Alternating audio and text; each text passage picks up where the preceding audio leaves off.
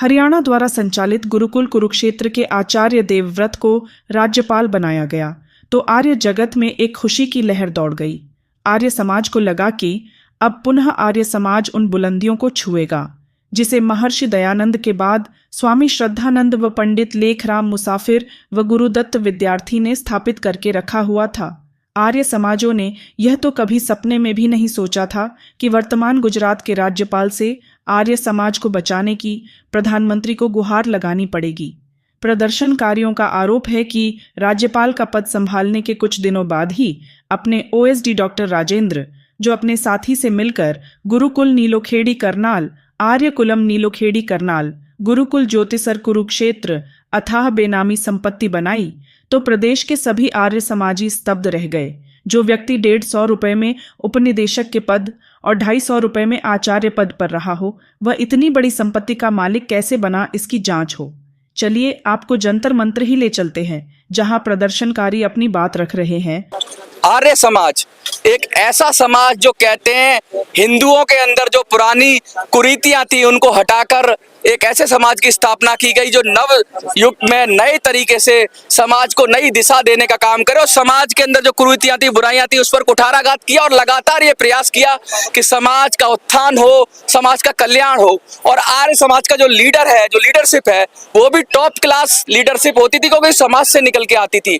लेकिन जब सरकारों ने दखलंदाजी शुरू की, अलग अलग धार्मिक जो संगठन है उनमें भी दखलंदाजी अब सरकार की जैसे देखने को मिली, या फिर जो सरकारी पदों पर बैठे हुए हैं उनकी दखलंदाजी देखने को मिली, तो पूरे समाज के अंदर जो प्योर लीडरशिप थी, जो समाज की लीडरशिप की, उसको उठाकर, उसको हटाकर और अपने चमचों के जरिए सत्ता चलाने का जब खेल हुआ, तो उस खेल के लिए समाज एकजुट खड़ा हुआ और खड़े होकर जंतर मंतर पर आज जोर से आवाज लगा रहा है कि जो राज्यपाल है वो उनको साफ साफ संदेश दिया जा रहा है कि आपकी मनमानी नहीं चलेगी, आपके तौर तरीकों से समाज नहीं चलेगा। समाज की अपनी आकांक्षाएं हैं, समाज का अपना उत्तरदायित्व है और समाज का अपनी दिशा है। वो समाज किसी प्रॉपर्टी डीलर के उसके दिखाए रास्ते पे नहीं चलेगा, वो अपने गुरुओं संतों के दिखाए हुए रास्ते पे चलेगा। हमारे साथ जंतर मंतर पर इसी समाज से जुड़े हुए गणमान्य लोग हैं। सर, सबसे पहले आपका परिचय। मेरा परिचय जो है आचार्य योगेंद्र आर्य, पूर्व मंत्री, आर्य प्रतिनिधि सभा हरियाणा।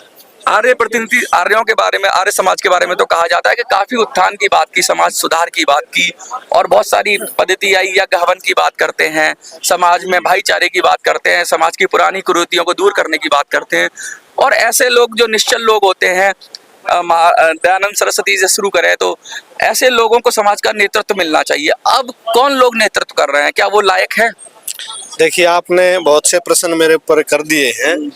आर्य समाज वो संस्था थी जिसको देश की आज़ादी में आप इतिहास को पढ़ोगे तो 85% लोग आर्य थे और ये देश आर्यों का ही देश है। पुराना नाम जानोगे तो ये देश किसका है? आर्य बोलते हैं। आर्य बोलते हैं। आर्यपुत्र बोलते हैं। आर्यपुत्र बोलते हैं। महाभारत पढ़ोगे तो आपको आर्य मिलेगा, हिंदू नहीं मिलेगा और कुछ नाम नहीं मिलेगा।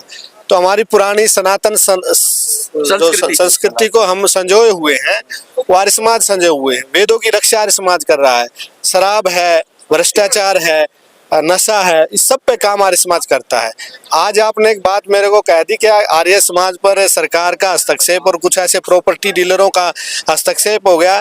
जिस आर्य समाज को साधु संत चलाते थे, साधु संतों ने बड़ा काम किया। आज उस आर्य समाज के साधु संत, आर्य प्रतिनिधि सभा हरियाणा शिरोमणि संस्था है पूरे हरियाणा के आर्य समाजों की, वहां से साधु संत बाहर निकाल दिए। निकाल किसने दिए, किसके इशारे पर निकाले गए?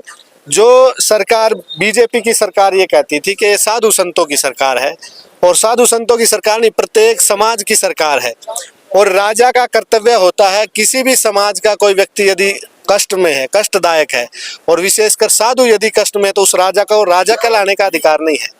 तो आचार्य देवव्रत जो है गुजरात के गवर्नर है, राज्यपाल है। क्या आप एक शब्द में यहीं रोकूंगा आपको, फिर आप शुरू करना। क्या उन्हें आचार्य देवव्रत कहना सही है या फिर राज्यपाल कहना सही है? पहले एक चुन लीजिए, क्योंकि अगर वो उनके काम आचार्य जैसे नहीं है तो फिर आचार्य छोड़ के उनको सिर्फ गवर्नर कहें।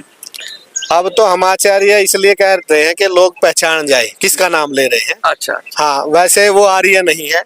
हमारे पास अनेकों सबूत है जो आर्य समाज की जो संस्कृति थी और आर्य समाज के जो नियम थे उनके विरुद्ध उसने कार्य किया है। इसलिए हम उसको आर्य तो मानते नहीं, परंतु एक समाचार पत्रों में जाए के भी किसी का नाम तो लेना पड़ेगा, तो उसका नाम से जो जाना जाता है, इसलिए मैं कह रहा हूँ कि आचार्य देवव्रत गुजरात के राज्यपाल हैं।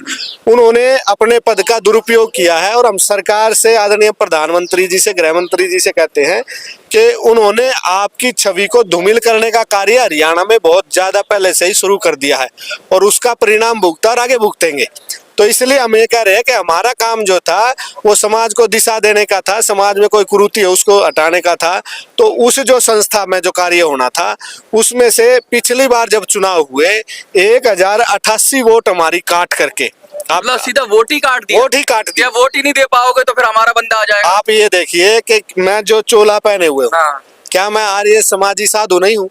ये आपके पीछे खड़े हैं, लाल कपड़े वस्त्र पहन के खड़े हुए हैं, इससे ऊपर और क्या डिग्री होगी?